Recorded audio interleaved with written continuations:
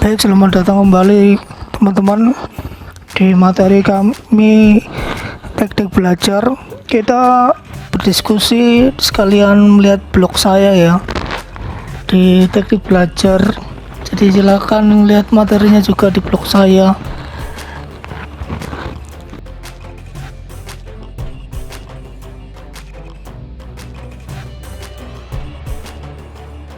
Jadi sebelumnya kita sudah membahas materi metode pembelajaran konvensional. Nah, sekarang kita akan lanjutkan metode pembelajaran mengenai diskusi. Oke, kita lihat-lihat dulu apa sih kata para ahli. Di sini kita bisa kunjungi blog saya di teknikbelajarilmu.blogspot.com. Sudah saya tulis. Menurut Suryo Subroto pada tahun 1997 adalah cara penyajian bahan pengajaran dengan guru memberikan kesempatan kepada siswa atau kelompok-kelompok untuk mengadakan perbincangan ilmiah guna mengumpulkan pendapat, membuat kesimpulan atau menyusun ke berbagai alternatif pemecahan suatu masalah.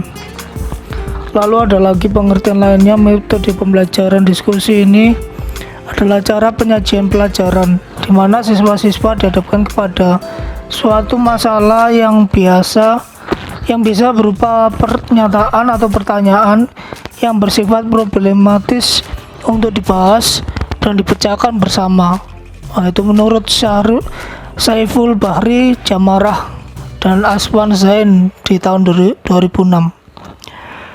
Dan di sini saya catat yang terakhir, mungkin masih banyak ya pengertiannya menurut para ahli, tapi ini saya kasih 3 saja.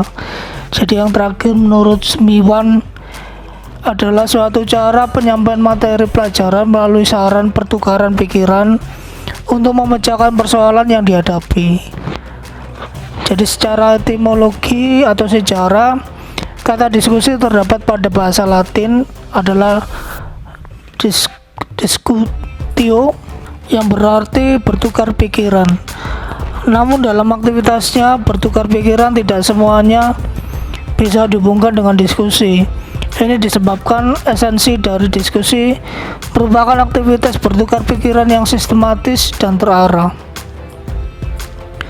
Jadi bisa kita ambil kesimpulan atau bisa kita beri gambaran sendiri mengenai metode pembelajaran diskusi ini ya, yakni aktivitas pembelajaran yang pada penerapannya siswa akan diberi suatu problem yang bisa berbentuk pertanyaan atau fakta untuk dirundingkan bersama pada sebuah grup belajar. Model diskusi merupakan pengajaran yang berfokus pada cara belajar siswa untuk bisa memecahkan kasus dari sebuah masalah. Metode ini dilakukan oleh 2 atau lebih siswa yang saling berinteraksi. Sebelum aktivitas diskusi dimulai, guru akan menjelaskan beberapa materi sebagai bahan stimulus bagi siswa dalam berdiskusi.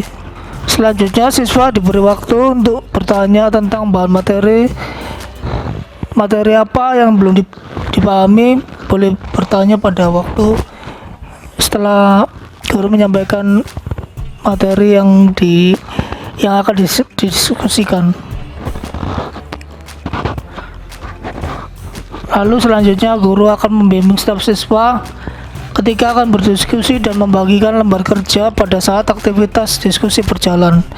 Siswa yang berada pada satu lingkungan, grup akan saling berbagi data, pengalaman dan pengetahuan untuk memecahkan sebuah masalah, sehingga setiap siswa dituntut untuk aktif dalam beraktivitas atau proses diskusi ini.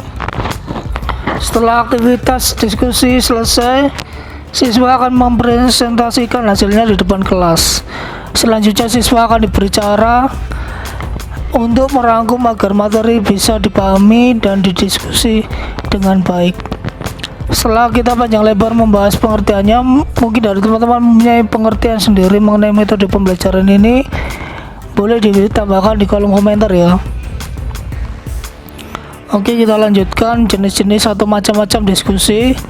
Pada dasarnya pembelajaran diskusi memiliki beberapa jenis diskusi di mana guru harus memilih jenis diskusi apa yang tepat untuk kegiatan pembelajarannya. Jadi ini dia jenis-jenisnya ya.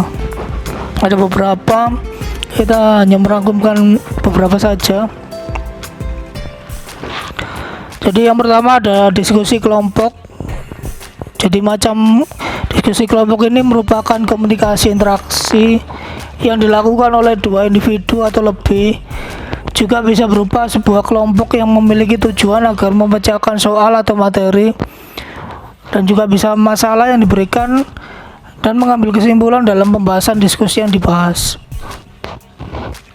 Lalu yang kedua ada diskusi formal atau non formal. Diskusi formal adalah jenis diskusi yang paling sering dijumpai dalam lembaga, instansi pemerintahan ataupun forum publik. Dalam diskusi ini biasanya berisikan moderator dan non-tulen yang memandu jalannya diskusi. Sedangkan untuk diskusi non formal tidak membutuhkan adanya moderator dan non-tulen, serta kegiatan ini berjalan sendiri tanpa adanya pengawasan. Lalu yang ketiga ada diskusi panel.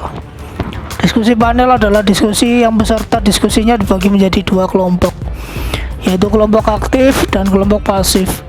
Di mana kelompok aktif adalah kelompok yang menyampaikan materi dan kelompok pasif adalah kelompok yang hanya mendengarkan materi saja. Bisa juga dipakai untuk memperluas wawasan tentang suatu masalah yang sedang hangat, dan juga bisa melibatkan beberapa ahli di bidangnya atau disiplin, ilmu, atau profesi guna bertindak sebagai pembicara atau penulis. Lalu yang keempat ada diskusi simposium. Ini metode diskusi yang terakhir yang juga bisa disebut juga dengan diskusi sarasehan, menyampaikan materi kepada audiens dan dilakukan secara bergantian. Jadi kalau dalam bahasa anak kuliahan bisa disebut presentasi, dan diselenggarakan untuk membahas prasaran mengenai sebuah masalah atau pokok persoalan yang dibicarakan atau yang didiskusikan. Oke, jadi ciri-ciri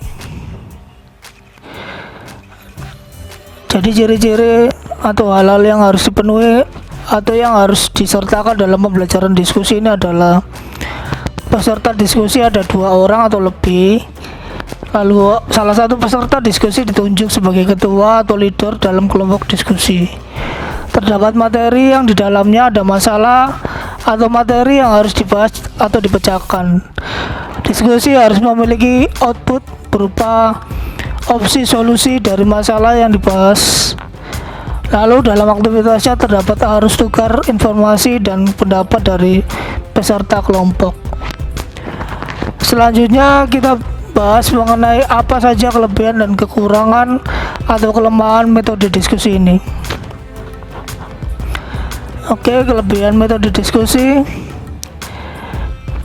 melatih anak untuk berpikir kritis. Metode ini bisa menstimulus siswa menjadi kreatif sehingga siswa bisa menyampaikan segala inspirasi yang ada di pikirannya. Ini bermanfaat untuk problem solving dan breakthrough. Juga dapat melatih rasa kepercayaan diri siswa dan melatih kreativitas untuk berpikir secara kritis. Lalu bisa memperluas dan memperdalam ilmu dan wawasan. Hal ini dapat menjadikan siswa lebih aktif dan berpartisipasi dalam kegiatan pembelajaran sehingga ilmu yang didapatkan lebih dimengerti oleh peserta didik. Kemudian kelebihan lainnya ada 3 ya. Jadi ini yang terakhir yang kita rangkumkan adalah meningkatkan perilaku toleransi dan menerima pemikiran orang lain. Melatih kemampuan berbicara siswa dalam mengemukakan pendapatnya dan menerima masukan dan sanggahan dari peserta diskusi lainnya, sehingga ada toleransi dalam perbedaan pendapat. Juga sisi lainnya yaitu membimbing siswa sehingga terbiasa dengan musyawarah untuk mencari sebuah solusi. Selain kelebihan juga ada kelemahan dari metode diskusi ini ya. Jadi kelemahannya adalah ada tiga yang kita rangkumkan di sini. Kalau ada kelemahan yang lain boleh ditambahkan. Jadi di sini yang pertama, kondisi kelas menjadi kurang kondusif ya. Jadi suasana kelas bisa menjadi ribut jika banyak kelompok yang berdiskusi, dan juga bisa jadi diskusi antara peserta didik membahas topik yang melenceng karena menyimpang dari topik yang dibahas. Lalu kelemahannya lainnya, diskusi bisa menjadi timpang bila siswa yang pendiam tidak menunjukkan inisiatif untuk berpartisipasi. Sudah pastinya ya, tidak semua peserta didik yang mau terlibat dalam diskusi. Pasti ada peserta didik yang menunjukkan sikap acuh tak acuh atau berdiam diri saja di kelompok diskusi ini, menyebabkan hasil diskusi dari kelompok tersebut menjadi tidaklah optimal.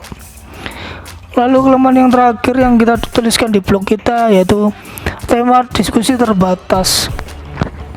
Bisa jadi dikarenakan memperoleh data materi yang sedikit, menjadikan peserta didik hanya membahas tema atau topiknya hanya terbatas saja sesuai nalar dan pengertian dari peserta kelompok tersebut. Jadi itu pembahasan kita pembelajaran diskusi, metode pembelajaran diskusi ya. Jadi mungkin ada kelebihan dan kelemahan yang lainnya dan juga pembahasan lainnya yang mungkin bisa ditambahkan. Silakan teman-teman boleh tulis di kolom komentar ya. Jadi sekian dulu materi kita akan lanjutkan di materi selanjutnya. Materi selanjutnya kita akan membahas mengenai cara menyembunyikan file di laptop dengan password. Jadi nantikan terus ya. Terima kasih sudah menonton. Salam teknik belajar.